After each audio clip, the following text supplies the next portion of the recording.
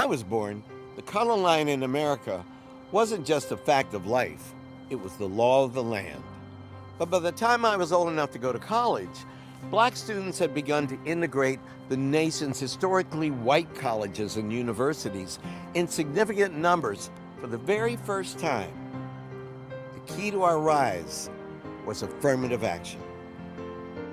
In 1965, Lyndon Johnson goes to Howard University and he gives a speech where he talks about the need to have affirmative action in federal employment and federal contract opportunities. You do not take a person who for years has been hobbled by chains and liberate him, bringing up to the starting line of a race, and then say, you are free to compete with all the others, and still justly believe that you have been completely fair. In the following years, affirmative action would dramatically transform college admission policies, and I was among its first beneficiaries. The class that entered Yale with me in September 1969 was comprised of the largest number of black students ever admitted. All too soon, however, affirmative action came under attack. The pushback against affirmative action was almost immediate. In 1977, Alan Bakke applied to go to medical school in the University of California system. He was denied entry, and so he sued, saying that lower standards had been applied to African American entrants. Good morning, guys, because right now it's 9:42 in Cameroon. It's is it Saturday today? Because I know today I'm going out. Anyway, so today on our Black Consciousness channel, we're gonna talk about racism from a perspective of a black person. I have to say that because racism is perpetrated against other races too, but most likely it's perpetrated against black people, much more due to the fact that other races who are not white can actually think they are better than black people just by default, just because of the color of our skin, you know. So today we're gonna discuss that in details, but we're also gonna discuss what really is the racism that actually bothers black people. The reason I say that, you might think is the different kind of racism. I think the whole term racism is either misunderstood or it's put out there so that it can just kind of take the attention from the real thing that does bother black people. Without wasting any time, welcome back, and let's get started.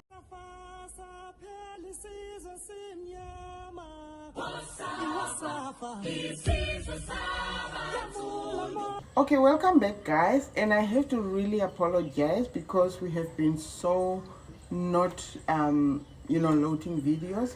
But remember, I have 4 different channels, guys, and it's not that easy.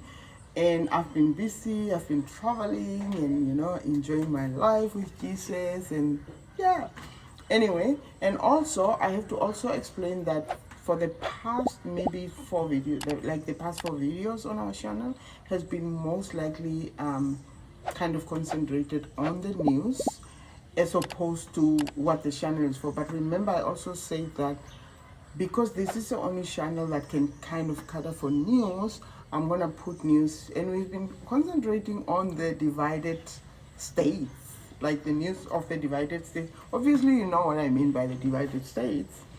So let me fall right away with what I want to discuss. I want to discuss racism, but I also want to now focus on what really bothers black people when it comes to racism. Because, guys, I always say that either this term has been misunderstood or it has been made out to kind of, loosen the value of that, so that people can concentrate on the little things that are not that important. Because racism, in the sense of like an individual calling me the N-word and so on, yes, it's offensive, but that's not the main problem. To be quite honest, racism that bothers black people, most black people that I know of when we discuss all these things about racism, is really institutional racism. Because that's the one that actually prevent you from getting a job or prevent you from even getting into a good university. I mean, honestly speaking, just recently, I think there was a university that up to maybe 19, and it's quite recent. No, not even 19. I think it's 2000 and I think 18, if I'm not mistaken. I'll put the information here if I'm mistaken. Obviously, you can read on my screen. I'll share it with you. But this university has not been accepting black students in the medical field. Now that's insane, right? Meaning that black people or black student has been prevented from getting into the medical school just by the mere fact that the color of their skin didn't coincide with, you know, what they were offering and so on, which is crazy, right? So that is the racism that bothers black people. And things like, for example, maybe being able, there was a test that was done whereby, you know, an assessor went into to assess a house thinking it belongs to the same assessor assessed a house belonging to a white person and that belonging to a black person, and the assessment is quite insane. The house is exactly the same, nothing changed, just the fact that the owner of the house happened to be a white person and the other one happened to be a black person, and the assessment shows how discriminatory they are when it comes to things that pertain to black people. And that is bad because when you look at that, that is the racism that bothers black people, guys. Stop this thing of, oh no, you know, black people are complaining they're using the race card when it comes to like things like, oh no, somebody say the N-word or this, you know, wara, wara, wara. No, that's not what bothers us. What bothers us is actually you preventing us. We have examples of people having to change their names to a white sounding name for them to get a job. That is problematic. That is the problem that we're experiencing, that black people are probably complaining about. Excuse me about the noise, guys. So that is what we are talking about. Now, we have topics where, for example, and remember I said that there's a few things that I disagree with Candace, and that's probably one of them.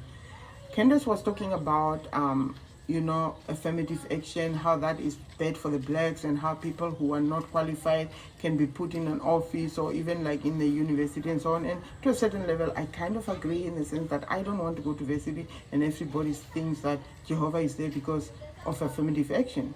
But here's the problem, let's flip it. Let's stop this thing of saying that, oh no, affirmative action, it's not good for the black. Affirmative action has been good for the whites for the past 400 years. Yes. You might not want to call it affirmative action. It's not, right? To a certain level it is. It is because they have been getting into universities without having to qualify. They have been getting offices into offices, having high positions without having to qualify, without having to have the necessary degrees. So what are you telling me? The only difference is that the affirmative action back then, people were kind of prepared. When they put somebody, a white person, in an office, they literally prepare that person to be able to take over that office, meaning that they train the person, do the necessary training for the person to be able to be capable of doing whatever they offer him. But when it comes to black people, they shuffle that person just like that because they want to prove the point where they have been saying that black people are not capable of doing, or for example, let me say being a manager or whatever. They don't train them the way they used to train white people, given the same circumstances, not being qualified for any job at all. So let's stop this narrative of like affirmative action is not good for the black. Why is it not good for the blacks? Why was it good for the whites for the past 400 years? And apparently all of a sudden, now it's not good for the black? Are you kidding me? Like seriously kidding me? It is good. It all depends. And this is the thing also, and I think I explained it in my previous video, for in case you didn't. This is the thing. When black students are being taken like from the perspective of affirmative action, this is what happened. It's not like a student who are completely not capable of being taken into a university. No, that's not what happened, okay? For in case you don't know, this is what happened. So let me say student A who has like a C is black, and student B who has a B. is a white person. They will take student C just to kind of make up for the gap of, and guys, honestly speaking, we can never be able to make up for the gap of what the 400 years of slavery did to black people and their generation to come. Because remember, wealth is coming much more from, investing in properties. We know that. And we know what happened to black people when it comes to those years, how they have, land has been taken away from them and all that. So it's hard to kind of close the gap. It's almost impossible, honestly speaking.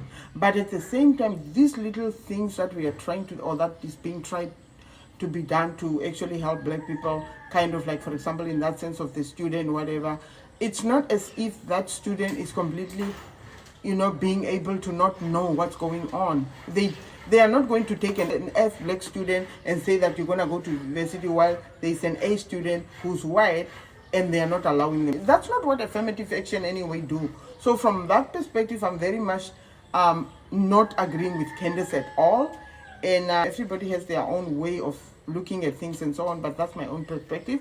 But going back to what I was saying is that, honestly speaking, the racism that bothers black people, and this is the other thing too, right?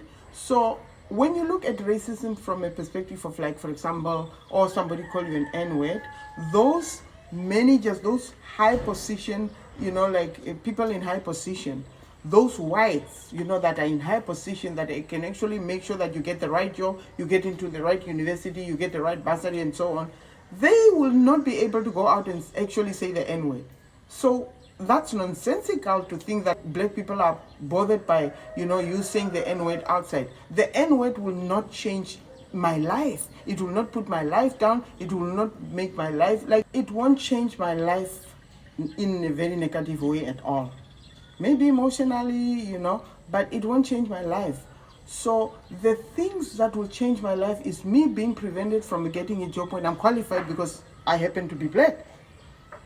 Or I can get into the right university because I happen to be black.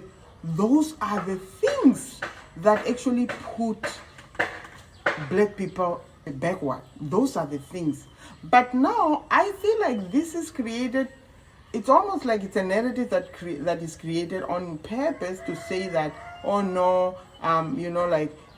black people, they use the race card, and all those things that they're talking about. No, we're not bothered by you calling us or whatever. I'm personally, I have things that I can call you. If you call me something, I can call you something, okay? It's not as if we don't know what to call, what to call you guys, So that's not a problem. So, and one of the things that I also know, maybe I should discuss it because I don't want our videos to be more than 15 minutes as I usually say. Maybe I can discuss this on my next episode. But that is actually something that has to do with, especially in Canada, like somebody asking you where you're really from. And I'm like, I'm from Toronto, like on purpose, right? And they go like, but where are you really from? I'm like, what do you mean where I'm really from? But where's your, what is your, they will go further on because they will say, where are you really from?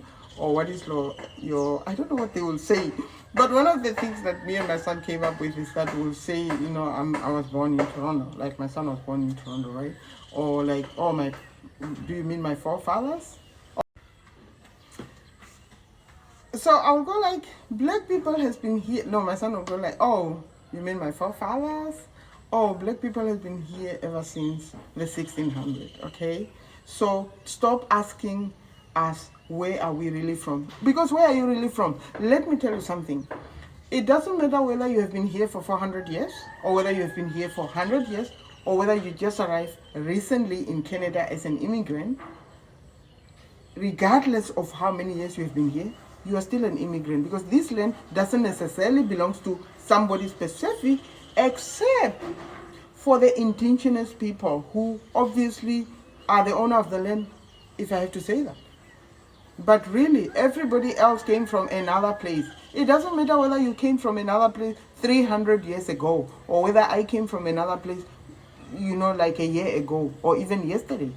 We are all from somewhere. So stop flattering yourself and think that, oh no, you're from here. That's why you're asking where are we really from. Okay? We know the truth.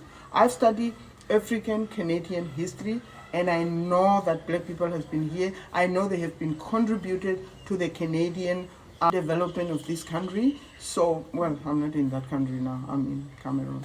But like, yeah, I'm talking from a Canadian perspective, because here, yeah.